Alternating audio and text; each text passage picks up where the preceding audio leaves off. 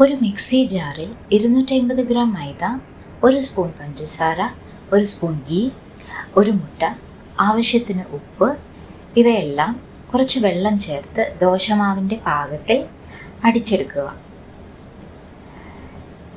ആദ്യം ഇത് ഒരു ബൗളിലേക്ക് ഒഴിക്കണം.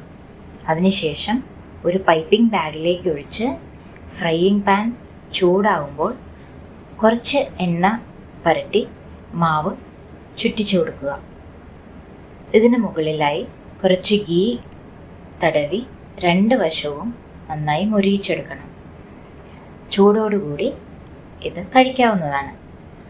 നൂൽ പൊറോട്ട കറിയുടെ കൂടെയും ബ്രേക്ക്ഫാസ്റ്റിനും കഴിക്കാം. ഈസി ആയിട്ടുണ്ടാക്കാവുന്ന ഒരു ഐറ്റമാണ്. ഈ വീഡിയോ ലൈക്ക് ചെയ്യാനും ചാനൽ സബ്സ്ക്രൈബ് ചെയ്യാനും മറക്കരുത്.